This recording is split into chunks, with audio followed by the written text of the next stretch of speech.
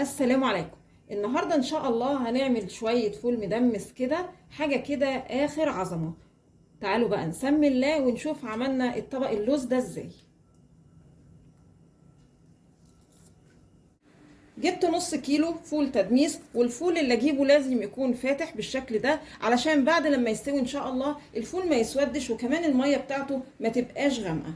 انا جبت الفول نص كيلو الفول، غسلته كويس قوي تحت الحنفيه كده كم مره، وبعدين نقعته ليله كامله.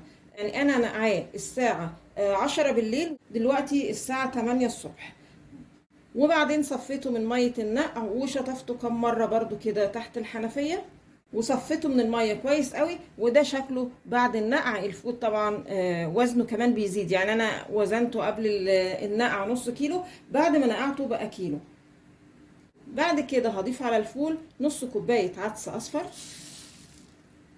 معلقتين رز، حطيت معلقه ودي المعلقه التانيه، وبعدين هديهم شطفه بقى كلهم مع بعض كويس قوي. وبعدين هضيفهم كده في الدماسه او حله، الاتنين نتيجتهم كويسه. وعلشان الفول ياخد لون حلو كده هضيف معلقه كبيره كركم، نفس المعلقه بابريكا، وبعدين هضيف ميه مغليه ويكون مستوى الميه اعلى من مستوى الفول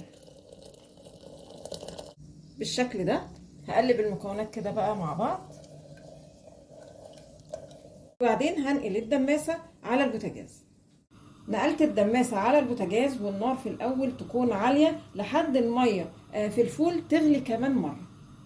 بعد الميه ما غلت كمان مره هغطي بقى الدماسه، والخطوه دي مهمه، لازم الدماسه تكون متغطيه كويس قوي. وهدي النار كانك بتشربي رز بالظبط، وكل نص ساعه كده تيجي تدي للفول تقليبه. لو لقيتيه لسه ما استواش حطي شويه ميه، بس ضروري الميه تكون سخنه، ما تحطيش ميه بارده. وخلاص كده الفول استوى. عايزه اوريكم بقى، بصوا الفول زي الزبده.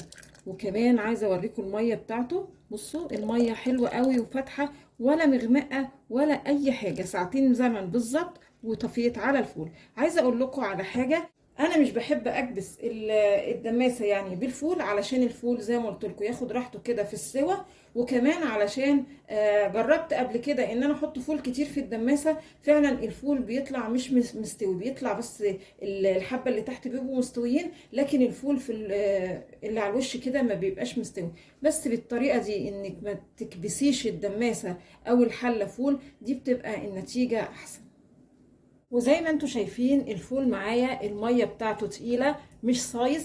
بمعلقتين الرز اللي احنا ضفناهم، لما بنحط يعني معلقتين الرز دول بيدوبوا في الفول وهو بيستوي، بيخلوا كده الميه، بصوا حلوه قوي. وما تكتريش عن معلقتين رز، هما معلقتين رز على نص كيلو الفول بيبقى حلو قوي، وبيدوبوا في الفول وما بيظهروش، وبتبقى الميه طعم وريحه حلوه جدا. لكن لو كترتي في الرز بيبقى باين وبيخلي شكل الفول مش حلو خالص. تعالوا بقى نشوف الفوليه نفسها اخبارها ايه.